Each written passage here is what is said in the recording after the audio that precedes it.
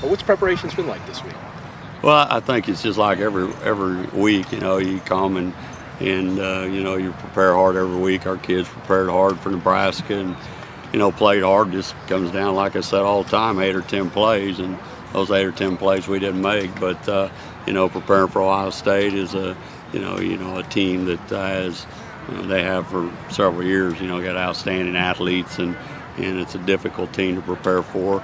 I prepared for them when Chris was at Ohio State, and they were good when Chris was there, and they're good now.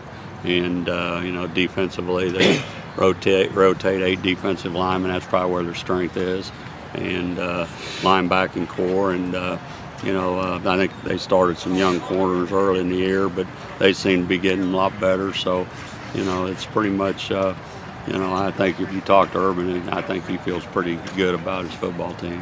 What are your recollections of the 2 times you played them at Minnesota, trying to prepare, trying to deal with their personnel? Just what do you remember most? Well, dealing with his, if you're talking from a defensive side, it's a little bit different, since Chris has left, and but it's not in some ways. I think there's a lot of stuff that Chris did that they still do, and then Sean has added, some things that he brought from the NFL. But if you prepare against Urban's team, from an offense to defense kicking game, because I've done it all as a head coach, is that they're going to make it tough on you. They're not only good athletically, they're well coached, and when you get that combination, that's why they win national championships.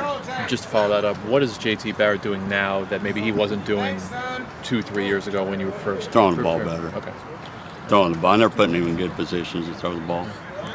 How do you prepare for that defensive line during the week? Because you can't really simulate the guys that they're rotating. No, you're not going to simulate that, that's for sure. And I think a lot of it's mental work. You got to spend a lot of time in the film room. And, we played Washington, who's a pretty good defensive line.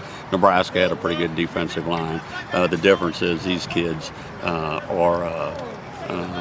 they're fast. They're big, strong, and fast. Every one of them's athletic. And it's hard to simulate game speed that they have. We're not going to. And so we mentally have to spend a lot of time on film and things of that nature to grasp that, and then come out and practice, the execution the best we can. But we're not going to get the speed of the game from, we don't have that. Jerry, you mentioned Nebraska and Washington games. Both those games you had like a 75-yard drive to start the game, and then haven't been able to replicate that within the game. What do you attribute that to? Is the other team making adjustments, or why start out so well and then not? Well, I've been places where we haven't started out very well, and then we really cruise, and for whatever reason we've stalled. I'm sure it's part of me. I don't blame kids ever.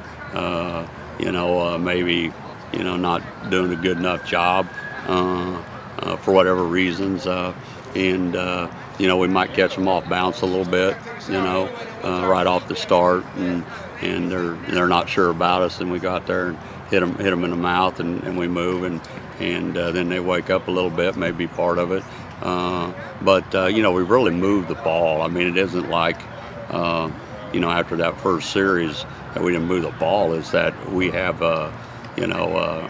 2 false starts in your 1st and 15, when we had 3 or 4 drop balls. You take about 10 plays out of the offensive part of it, and you go, hey, you feel good about it, but those 10 plays were big plays in the game. A couple routes that we dropped on crossing routes could have went for a long way.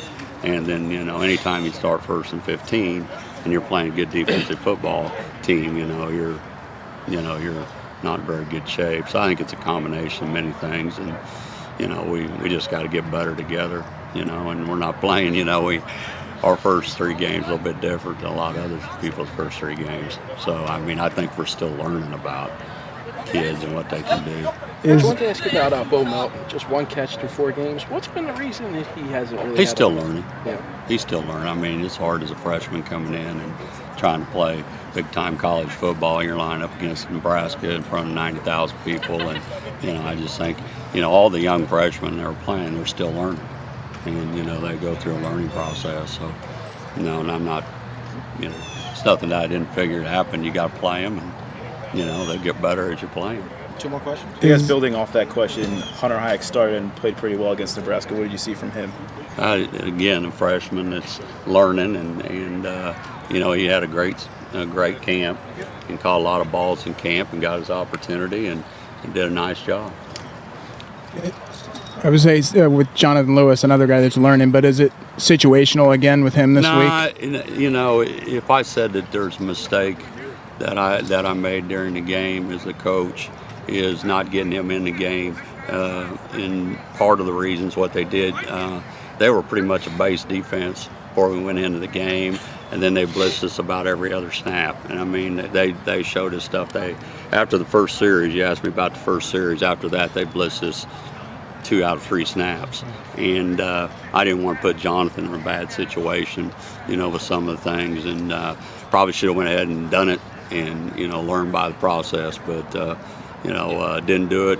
Felt bad about it, and you know, sometimes that happens in a coach in a game like that, you know, and so you know, he'll get his opportunity, and but that was the biggest reason, and we're trying to do more. You know, again, I want to put him in good situations, and I just didn't feel like, you know, the way things were going at that time, that we could make a lot of changes. But then going back after and look at it, I said, what the hell, you know, probably should have. So we all may, you know, I mean, you know, so if that was one thing that, you know, after all the other things I don't regret, I think we did a good game plan, did a lot of good things, but that's the thing I do regret, is not, you know, getting him, you know, in the game and playing, and not just playing a couple snaps, you know, or something like that, or here and there, you know, and planned on doing it and didn't do it. So, you know, that's my fault, and I don't blame anybody else for it.